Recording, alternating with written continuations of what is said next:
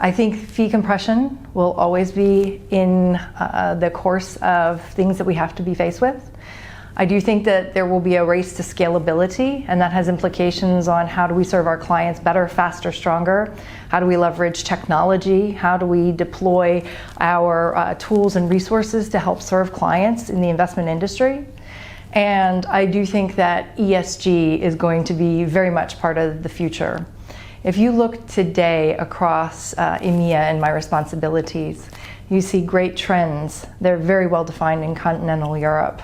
A lot of the pensions are so sophisticated as they think about their ESG investments that they're even looking at things like food recycling programs as part of their investment selections.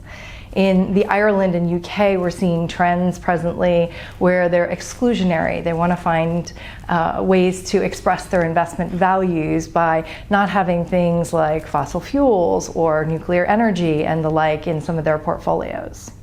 And the interesting trend is the Middle East. We look across at once was a fossil fuel economy and now talking about climate change. And the reason for that is not only the disposition to move away from fossil fuels, but to build a sustainable economy based on younger generation that's going to be there. If we think by the year 2025 that 75% of the workforce will be millennials, they're going to want to invest with their values, and that's an important part. So all different stages of where they are, but the exciting thing is ESG is not going to stop.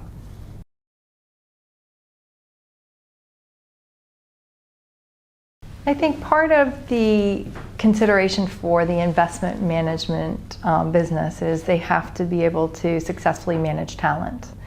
And part of it is sourcing good talent of diverse thought, cognitive. We have to get better and more creative of bringing people along from earlier stage and giving them career paths and clear line of sight of options and choices of what they can do. And we have to know how to be good managers and stewards to them to provide direction so they can have success in our industry. Very often in many industries, when times are tough, one of the first things that goes is training. And having a firm committed to training that is willing to invest in their people, you get the people right, it's 90% of the problem solved. And so having good people and hiring well is probably one of the better things you can do. I have 3 deal breakers for hiring. Number 1 is integrity, making sure that a person is doing the right thing when no one's looking. Number 2 is drive, making sure that they're intellectually curious and passionate around the business, because what we do is difficult every day, and we want to make sure that we have people who really get a kick out of what they do, and they're proud and they bring their full selves to work. And the third is execution. We have to be very smart in our business, that you're facing off with sophisticated investors on a regular basis, but you also have to be able to not overanalyze and be able to take appropriate action. So those 3 things are a pretty good start for the foundations of hiring.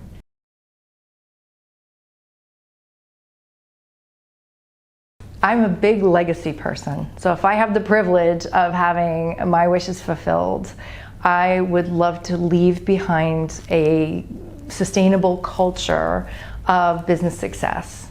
I'd want people to have done things that they were allowed to have success under me, and go on and do things far greater than I'll ever imagine. That would be a great legacy for me. I'd love to have a career pathing mechanism that everyone has line of sight and opportunity for different types of jobs. I'd want people to feel empowered that they can make choices. I want people to feel like they're subject matter experts and they're informing us collectively to make the best business decisions that we can ever have and get the best outcomes for our clients. So if I have success over time, I would envision that there would be a diverse group of people at the table, and they'd be taking leadership and going on and solving problems that we haven't even imagined solving.